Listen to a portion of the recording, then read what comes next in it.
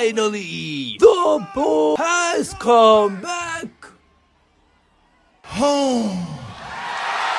Grammys just happened, and I just got done with a 3-month-long gooning session, which means I'm back to making videos. Yay! And as the only person on the internet with W music taste, I decided, let me have a go. That's right, I sat through the entirety of the Grammys, took down notes, and I'm just gonna sum it up for all of you watching. I'm not gonna take too long because I have to go back to being a degenerate. You know me. So, let's get it. First things first, everyone looked absolutely stunning. They looked so fucking good, it was getting hard to breathe. Dappered up to their fucking necks. Damn! Standouts for me would be Tyla, Zara Larsson, Youngblood was chromed down to the fucking socks, bro. This man wore chrome hearts, neck, shoulder, knees, and toes. This man is amazing. I love you, Youngblood. Benson Boone looked basic. Get this nepo baby out my face. Tate McRae and Rose were absolutely stunning. And Jamie Foxx was looking cool as a cucumber. And Chappell Roan? Ha. I see you. But by God, these Cat's Eye girls, I mean, just look. They look fucking amazing. People on X must be gooners, because calling them mid? Touch grass, bro. Talk to a real woman. Porn is doing irreparable damage to human minds. I do want to say it's pretty cool of whoever organized this event to make it free for everyone, especially the pre-show, on YouTube and on the Grammy Live's website. They had a minor award show that was streamed on YouTube where they talked about, I don't know, they talked something about like, I don't give a fuck about best country duo of 2025, son. We do not care. And the rest was just surprisingly very well streamed on the Grammy website. It did not lag, it wasn't choppy, they were keeping you updated, there were angles for wherever you want to see. I mean, this really made you feel like Spider-Man. Coming from someone who watches 240p wrestling on Netflix because Triple H is the reincarnation of Hitler, this was stellar. I low-key took some time on the limo cam watching the bouncer make sure motherfuckers were on the list. He did his job and he did it well.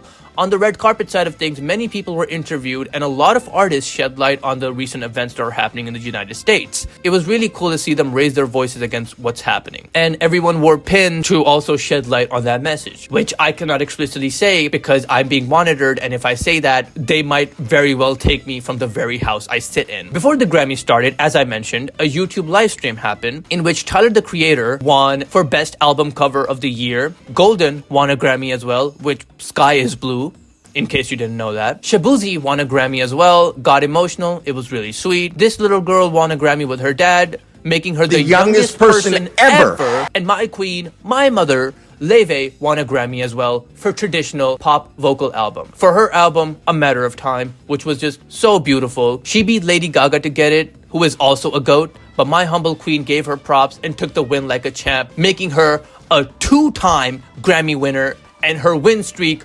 100%. And then the pre-show ended, which means you gotta pay up, suckers. Rose and Bruno Mars kicked off the ceremony with Apartment. Trevor Noah was occasionally funny, but I don't like him. Get him out my face. Sabrina Carpenter performed Man Child. Cat's Eye also did a performance of Gnarly, which didn't add anything new to their performances. Like, if you've seen one, you've seen them all. They're the same performance over and over and over again. Alex Warren tried to perform Ordinary. I don't know if they changed it now, but in the original live stream, this man was so ass. He was off key. His own song, and he was stumbling and mumbling through the verse, and then he would catch himself up in the chorus. This shit was garbage. There was a moment where he started recreating Drewski hanging from the sky. It was fucking awesome. Olivia Dean also did a really good performance, and it's actually really nice to see her get some recognition. Sombr closed the performances off with 12 to 12. I watched this on the high seas, cause I'm not paying for this shit. And the live chat was so funny when Sombr came up, saying things like, eat a burger, or Israel funded broadcast, or Bomber. Now, these are not my personal opinions, but I laughed. Best rap album was GNX by Kendrick Lamar. Kendrick is amazing, but if I was Drake, I'd just quit music, bro. This has to be some sort of humiliation ritual because this shit has been going on since 2024. Let it rest, bro. Queen Chappell came out looking like a Greek goddess and gave Olivia Dean a Grammy for Best New Artist, which I'm not mad at. She's the only one that was consistently good on her album, beating the Marias, which is news to me because the Marias are amazing. I feel like if it wasn't for Olivia Dean, the Grammy should have gone to the Marias. Cat's Eye, which I understand after Internet Girl, and Sombr. Justin Bieber, who has seen a lot of pain in his life, sang In the City. Bad Bunny snubbed everyone in the Spanish category, probably by a landslide. Best contemporary country album goes to... who fucking cares? Lady Gaga performed Abracadabra and then immediately won a Grammy for Best Pop Vocal Album, beating Sabrina Carpenter, who I thought would win. Not my favorite to win, but I thought she would win because she has a lot of fans. Lola Young won Best Solo Performance for Messy? Who are these bots that are voting for these categories? Because you tell me how she won over JB, Carpenter, Gaga, and my favorite to win, Chappell Roan's The Subway. They really gave the Grammy to Lola Young? Lola Young? Messy is a garbage song. This is co-worker music, and you gave that a Grammy over The Subway? Over Justin Bieber? Over Lady Gaga? Do not piss me off, bro. Nuke the whole generation. Billie Eilish's Wildflower won Song of the Year, which was a surprise to me and her too, apparently, beating the likes of Abracadabra, Anxiety, Apartment, DTMF, Luther, Golden, and Manchild. Tyler gave one of the best performances of all time, not only killing his Chromacopia version, but also killing his Don't Tap the Glass version. Having me fucking screaming, this man gotta be the greatest performer, generational singer of all time. Next video, I'm ranking all of his music. I don't care. He's the GOAT, bro. I love this man to the bottom of my heart. We had an In Memoriam section where Post Malone did an okay performance of War Pigs by Black Sabbath. Like, it was an okay attempt, but Black Sabbath. Post Malone, like, come on. After an hour of ads and In Memoriam, Cher comes out to tell us about her life. She was really cute and announced Record of the Year, whose winner was Kendrick and SZA for Luther. Which my favorite to win was Chaperone, but literally anything but the terrorist attack, which was Anxiety, would have been good for me. But Kendrick is the GOAT, so I don't care.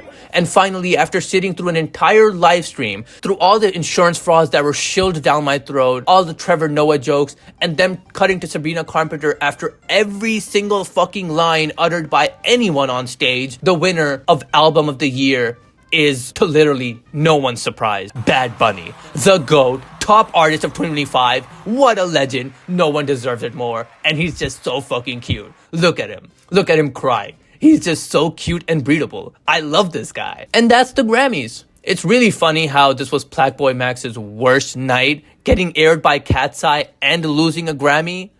I'd kill myself. It's really nice to see Israel Boone getting absolutely flamed on Twitter for being just a seat filler in the Grammys. Tyler, the Creator, was forced to take a picture with him, and I can't lie, I'd be fucking mad too.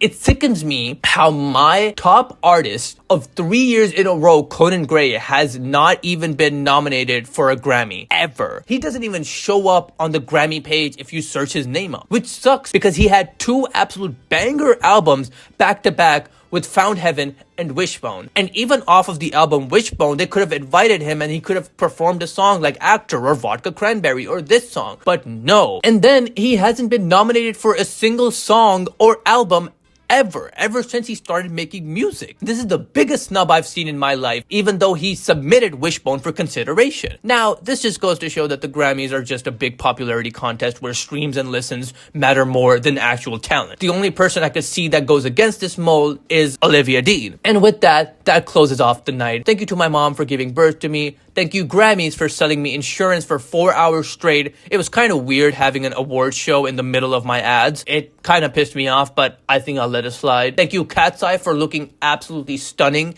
and having the camera cut to them a total of 0 times. Thank you, Bomber and Benson Goon, for keeping the seat warms. And thank you, ChatGPT, for voting for Lola Young, making her win in a category she had no business winning in. I can't wait for next year when Joji and Mitski absolutely win a total of 0 combined albums, and Benson Boone's surprise new album called I Have a Leotard wins every single category ever. And with that, I dub you a good night.